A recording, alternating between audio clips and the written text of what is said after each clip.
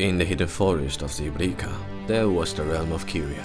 Having born from the squabbling villages and tribes, the realm was ruled by the Vermilion dynasty, who has united across the Kirian species under the Way of Fire, a religion that praised the Kirian goddess named Conquered.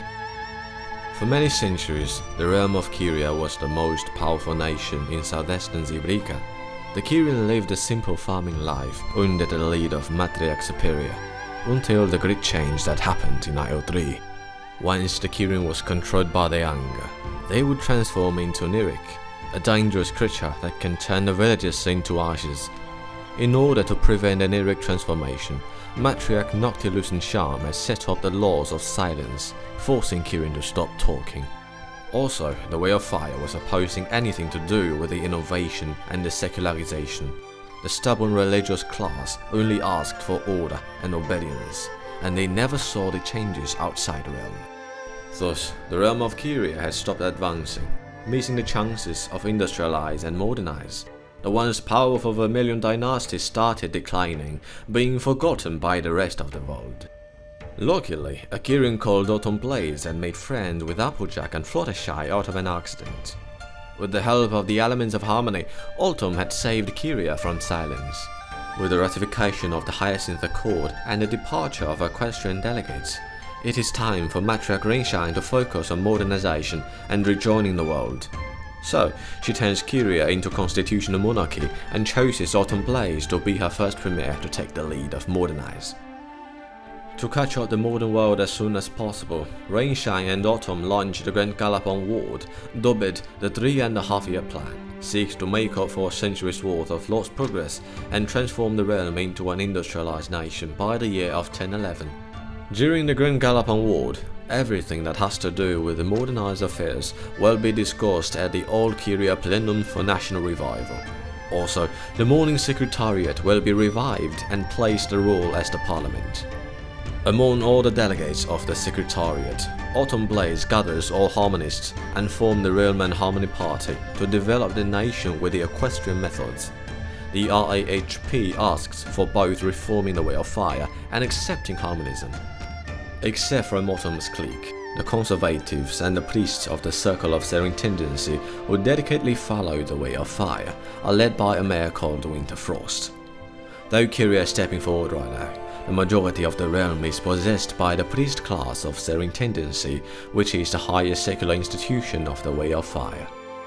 On the contrary side of Winter's conservative traditionalism, the disappointers of Fragrance in the north stand for capitalism.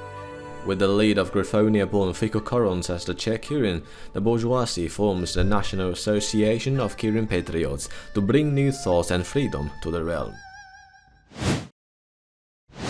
The Grand Gallup onward sounds promising, but when it comes to reality, things would differ. The realm lacks everything of modernization, and the premier would have to start from scratch. She opens the War School of Massicode to reform the ancient and corrupted 1000-banner system of the army, and works with Hoi4-EaW to keep the industry developing. Railways are led, and workshops are replaced by factories. The realm has achieved a lot, but it comes with a stake. Autumn Blaze tries her best to make every detail perfect, yet the reforms are just too many, and the premier couldn't control them all. While Winterfrost is cowering against Hoi4-EaW, a heretic fire is rising in the western Kiria. During the silence, the Kirian in the poorest west were ignored by the Vermilion government. To adapt the silence, the Westerns made changes on the Way of Fire, inventing their own creed called the Rising Fire. This poor Kirian-based religion follows the lead of Priest Rising Sun. After the start of Grand Gallup onward, the Rising Fire heresy is gaining more influences in Western Kiria that Autumn Blaze has to take them into consideration. But before Autumn could consider whether or not to accept Rising Sun to the Secretariat, things start to fall apart. The Grand Gallup onward blindly pursues the speed that it ignores the violence and conflicts between different interest groups. Cultural upheavals was everywhere, and clashes between tradition and modernization were commonplace. The Grand Gallup onward has failed, and the realm is destroyed. Lyric transformations have torn Kiria apart, and a civil war is about to come. The northern coast, particularly the cities of Fragrance and Rhapsody, are controlled by the disappearance of an AKP. They orchestrated coups against Rinshine's appointed governors, installing their leaders in their steads. Despite the North is a bunch of chaos, they still serve as the subjects of the matriarch, for now. Although the disappointers could not be trusted, the real threat is from the West. Rising Sun and the followers have betrayed the matriarch superior. The heretics are engaging in open rebellion against Rinshine's rule.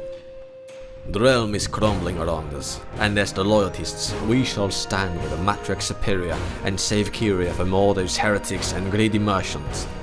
Villages are destroyed, and forests are burnt into scorched earth. Due to the sudden pause of the industrialization, we lack of military factories and standard rifles. The loyal Thousand Banners have to use everything they can get to kill their own kind, but there's no time to mourn for them. We have to rally all the Kirian to fight for Rainshine and the realm. However, in this urgent situation, Premier Autumn Place break down because of the failures in the Grand Gallup on Ward. Autumn's best friend Finflair is appointed as the acting premier, and she has to work with Winter Frost since there's no other Kirian in the morning secretariat right now. As a dedicated harmonist, Finflair has some words with the conservatives like Winter Frost. The RAHP may be strong alone, but we cannot win this war without the weight of fire. We need every bit of help we can get, by pleasing the conservatives and invoking the Hyacinth Court to get extra supplies from Equestria. With enough aid from our allies, Finflair has launched a new offensive operation. Under the lead of Marshal Candlehaze, our troops are heading towards Chrysanthemum, the capital of the Rising Fire. The banners are given order to take the city no matter the cost, but before we could capture the city, a shocking news had interrupted our plans. Fico Current, Chair Kirian of the NAKP, addressed the realm by radio to propose the idea of a Northern Compact. He aims to hold a regional plebiscite in the near future, where all Kirian of the North can vote on whether or not to join with the NAKP. He announces that only the North could bring democracy to the Kirian species, but according to the reports made by our spies, their so-called democracy is nothing but a toy controlled by their corporates. Rainshine could understand the plebiscite, since the northern region, which is the Greater Providence, has their own tradition, culture and dialects, which are all greatly different from the southern Kirian. Considering the North was despised and disrespected by the South for a long time, it's quite normal to see them asking for the plebiscite. However, if the plebiscite is achieved, NAKP would separate the whole Providence from the realm, which means we would lose control over the half-industrialized North and its mere power. We couldn't allow such thing to happen, especially during the war with the Rising Fire.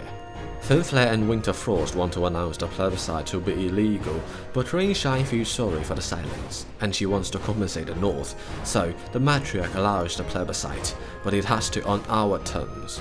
In this way, we could avoid a potential war with Fico Current for now, and focus on the front lines with the Rising Fire. Without any concern from the back, our troops have quickly taken over the cities of Chrysanthemum and Petrica, pushing the Rising Fire heretics to the edge. Even if they could rally some rebels from our back, their luck's about to run out. In the year 1009, Rising Sun's rebellion is defeated and the West returns. But it doesn't mean the civil war's over. Fico Current still possesses the North, and the plebiscite is still on the schedule. While Finflair and Winter Frost are still trying to stop Current, the plebiscite of the North is unavoidable.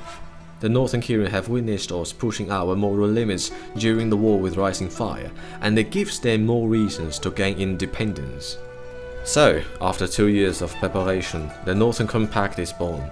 The plebiscite successes, and all of a sudden, half of our realm is taken away by the NAKP, but they are not eager to declare their independence at once.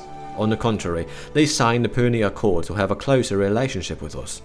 But every Kiria in the morning secretariat knows that Fico Current seeks for something else.